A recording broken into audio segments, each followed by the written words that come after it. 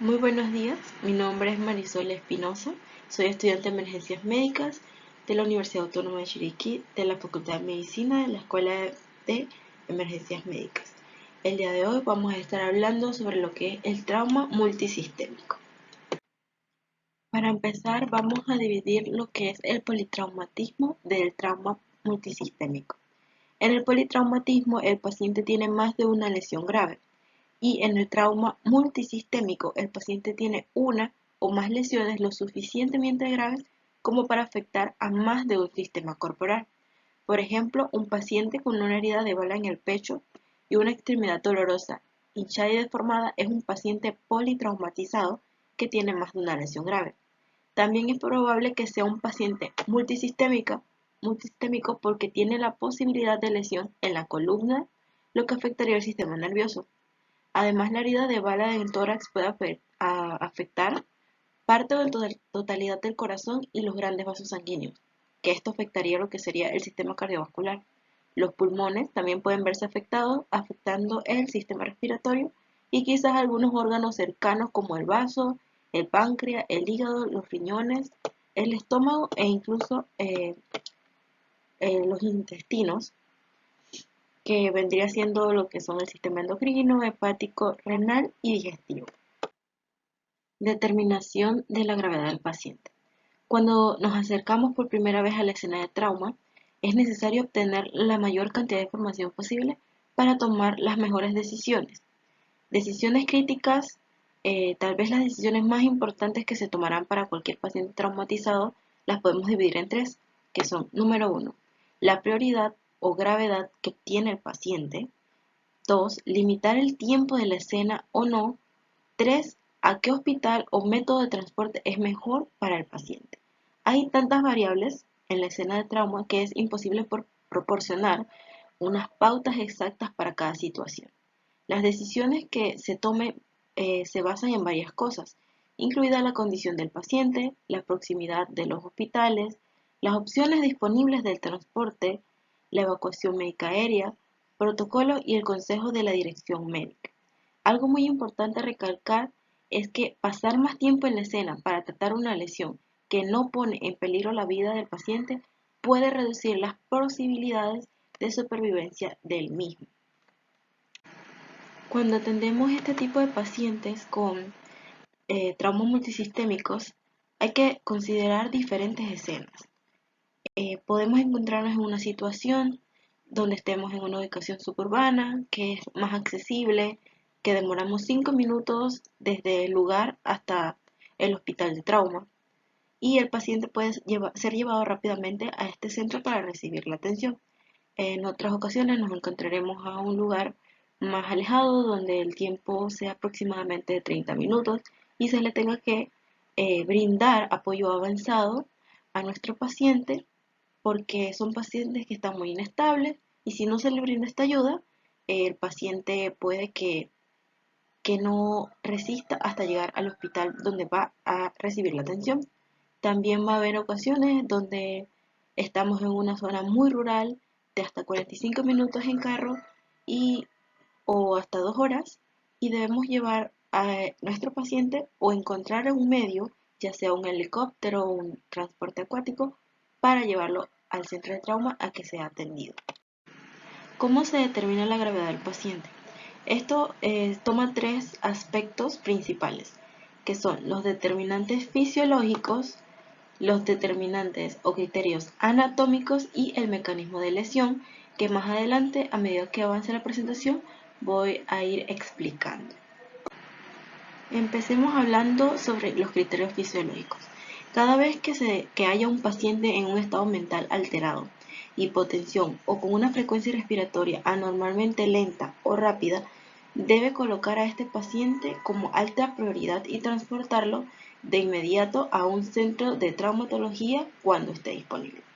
Aquí lo que podemos observar es una tabla de las directrices de la clasificación de los traumatismos, de los criterios fisiológicos, donde podemos observar que si el paciente tiene una escala de Glasgow de 14, una presión sistólica menor de 90 y la frecuencia respiratoria entre 10 o 29 o 20 en lactantes menores de 1 año. Estos son los criterios que se utilizan en la determinación de la gravedad, pero en los criterios fisiológicos. El estado mental alterado de la escala de Coma de Glasgow en 14 es un indicador significativo en la lesión en la cabeza, que puede presentarse con falta de respuesta, confusión o estado mental alterado, e hipoxia, que puede presentarse con ansiedad o inquietud. La hipotensión es un signo definitivo de shock e indica algún tipo de hemorragia interna u otra alteración circulatoria. Y las frecuencias respiratorias anormales también son indicativos de lesiones graves. Frecuencias respiratorias rápidas suelen indicar shock. Las frecuencias anormalmente lentas, por el contrario, pueden indicar una lesión en la cabeza o etapas posteriores de shock. En los lactantes, las frecuencias respiratorias por debajo de 20 son un signo extremadamente grave que debe ser atendido con mayor prioridad. El siguiente punto de la determinación de la gravedad son los criterios anatómicos. Las lesiones de ciertos tipos o en áreas específicas del cuerpo requieren atención que generalmente solo está disponible en un centro de trauma, como por ejemplo las lesiones en cabeza y pecho pueden ser muy graves. Otras lesiones específicas requieren una intervención quirúrgica inmediata para que el paciente se recupere en mayor medida de lo que es posible. Esta incluye múltiples lesiones musculoesqueléticas, amputaciones y extremidades gravemente mutiladas. En el siguiente cuadro podemos observar algunas de lo que son las lesiones que deben ser atendidas por prioridad como criterios anatómicos.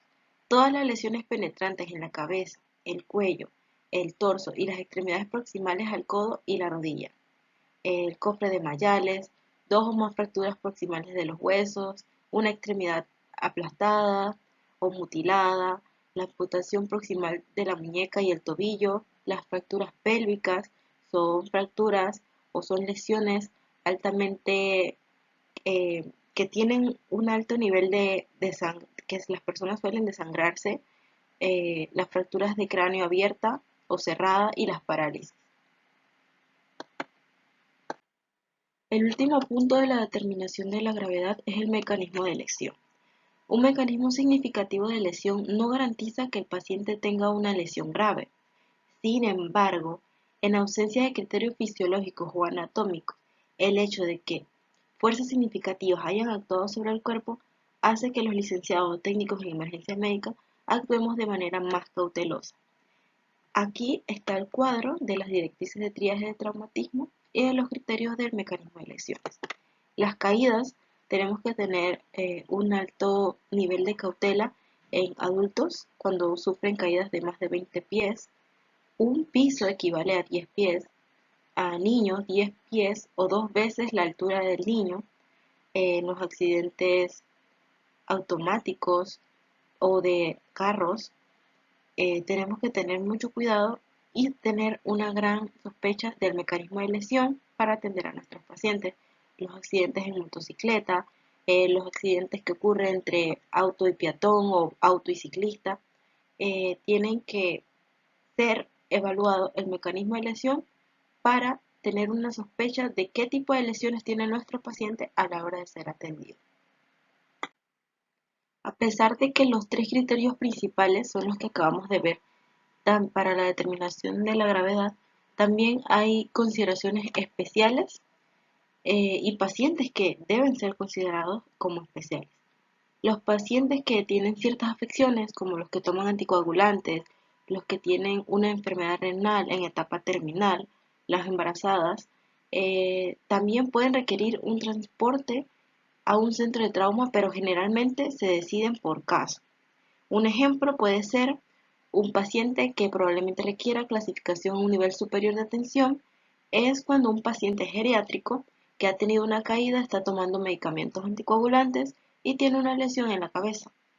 E incluso si el paciente parece estar bien después de la caída, el riesgo de hemorragia intracranial es alto debido a los medicamentos que toma el paciente. También tenemos aquí una tabla, como las anteriores, donde están los casos especiales, como dije anteriormente, las embarazadas de 20 semanas más, pero dejémoslo en embarazadas, las enfermedades renales en etapa terminal que requieren diálisis, en los adultos mayores que toman este tipo de medicamentos, niños que deben ser clasificados preferentemente a centros de trauma con capacidad pediátrica. Aquí en nuestra provincia contamos con el José Domingo de Valdía, que es un hospital que atiende niños y mujeres embarazadas, adultos mayores, que tienen el riesgo de lesión o muerte disminuye después de los 55 años.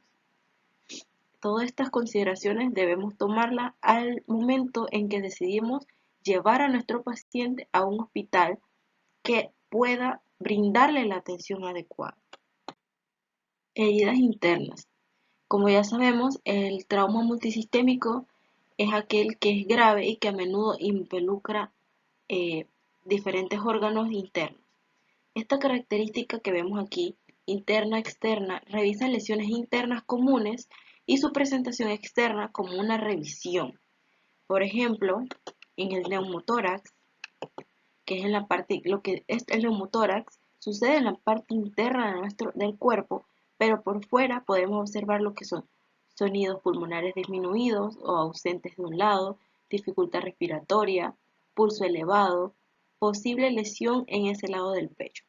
En el neumotórax de tensión vamos a encontrar lo que son sonidos pulmonares ausentes de un lado, venas del cuello distendidas, estado mental alterado, estrechamiento de la presión del pulso, aumento del pulso y las respiraciones, posible lesión penetrante en el tórax y desviación de la tráquea, que es un signo muy tardío del neumotórax de tensión. En el taponamiento cardíaco vamos a encontrar lo que son las venas del cuello distendidas, una disminución de la presión de pulso, aumento del pulso y las respiraciones y una lesión penetrante de tórax. En el daño de órganos sólidos, hay que recordar que los órganos sólidos son vasculares y pueden sangrar profusamente, causando shock. Y una cápsula alrededor de los órganos sólidos, como el hígado, puede enmascarar este sangrado y el dolor, lo que hace que se retrase más el diagnóstico y tarde más a la hora de que se le pueda brindar la atención. La lesión de estos órganos vasculares a menudo, no siempre, es aguda y en patrones ubicados predecibles. Ejemplos referida al hombro. Y en órganos huecos, el daño a órganos huecos, como por ejemplo puede ser el intestino delgado, puede causar que el contenido se derrame en el tejido abdominal circundante. Con frecuencia esto causa un dolor intenso y difuso debido a la irrigación generalizada. El manejo del paciente con trauma requiere de mucha preparación. Se debe aprender a lo que es la designación de roles. Si se tiene un compañero o un equipo regular, debe dividirse las tareas de antemano. Por ejemplo, se debe designar a alguien para inmovilizar manualmente la cabeza del paciente y si es necesario ventilar con un ambú, dependiendo de la cantidad de personas disponibles, es posible que deba ser que una persona maneje varios roles. En la escena hay que seguir los pasos de evaluación tal como se aprenden cuando estamos en proceso de formación, seguir las prioridades que se descubran en la evaluación principal, vías respiratorias y circulación. Luego, equilibrar la necesidad de intervenciones en la escena con el tiempo necesario para realizarlas. El concepto de hora dorada se refiere a la necesidad que los pacientes con trauma crítico lleguen a la cirugía dentro de 1 hora de la lesión. O sea, de 1 hora, no 1 hora desde que llega al paciente, sino 1 hora desde que el paciente sufre la lesión. Para la mayoría de los pacientes críticos, hay que limitar el tratamiento en la escena a la estabilización de la columna cervical, a la succión de la vía aérea, inserción de una vía aérea oral o nasal para mantener la permeabilidad, la restauración de la vía aérea permeable, al sellar una herida torácica succionadora, a la ventilación con bolsa, válvula, mascarilla o ambú, a administrar oxígeno de alta concentración cuando el paciente lo requiere, a controlar el sangrado y a inmovilizar al paciente con algún collarín cervical o tabla. A este punto quiero recalcar algo muy importante que lo que es el XABCDE del trauma, que empieza con lo que es El control de las hemorragias que pongan en peligro la vida. Si tenemos una hemorragia que es muy pequeña, que no representa un riesgo para el paciente, procedemos a lo que es las vías aéreas, lo que es la buena respiración o buena ventilación, a lo que es la circulación, al déficit neurológico y a la exposición. Los principios del manejo del trauma multisistémico también incluyen lo siguiente. La seguridad de la escena es primordial. Diferentes tipos de trauma tienden a tener diferentes tipos de peligros. Acuérdense que nosotros como paramédicos y personal prehospitalario tenemos una regla de oro que es primero yo, segundo yo y tercero yo. Porque si yo no me encuentro en la capacidad física de poder ayudar a otra persona, voy a convertirme en una víctima o en un paciente más si mi integridad física llega a resultar mal. Asegurar una vía aérea abierta. También debemos realizar movimientos urgentes o de emergencia según sea necesario. Por ejemplo, si un paciente crítico está sentado en un vehículo, debe realizarse una extracción rápida y entonces, luego de la extracción, una vez en la ambulancia, se empieza a hacer todo el procedimiento con el paciente. Adaptarse a la situación. Cuando un paciente está atrapado, por ejemplo, y parte del cuerpo del paciente no es accesible, hay que evaluar tanto como pueda y tener en cuenta cuando le extraigan que debe realizar un examen completo. No todos los pacientes son iguales, nos vamos a encontrar con situaciones muy difíciles en las que hay que adaptarse, como dice aquí. La puntuación de traumatismos. El puntaje de trauma es un sistema de evaluación de pacientes traumatizados de acuerdo con un sistema de calificación numérica para determinar la gravedad del traumatismo del paciente. En esta podemos ver estos ítems, que es la escala de Coma-Glasgow, la presión sanguínea sistólica y la frecuencia respiratoria. Esta tabla se evalúa de 0 a 4, en donde podemos ver que si el paciente tiene una escala como de Glasgow de 13 a 15 se le colocará 4 puntos, si tiene de 9 a 12 se le colocará 3, de 6 a 8 2 puntos, de 4 a 5 1 punto y si su escala de Glasgow es 3 se le coloca 0 puntos. En donde la presión sanguínea, si el paciente tiene una presión sanguínea mayor de 89 milímetros de mercurio, se le pone 4 puntos y así sucesivamente, dependiendo de la presión sanguínea sistólica, se le otorgará los puntos. En la frecuencia respiratoria, si el paciente presenta unas respiraciones de 10 a 29 respiraciones por minuto, se le va a poner 4 puntos. Si es mayor de 29 latidos por minuto, respiraciones por minuto, 3 puntos. De 6 a 9, 2 puntos, y de 1 a 5, 1 punto. La puntuación de traumatismos, los puntos se califican en Revised Trauma Score, evalúa las tres características que son la escala de Coma-Glasgow, la presión arterial sistólica y la frecuencia respiratoria, y se asignan hasta 4 puntos para cada uno de los elementos.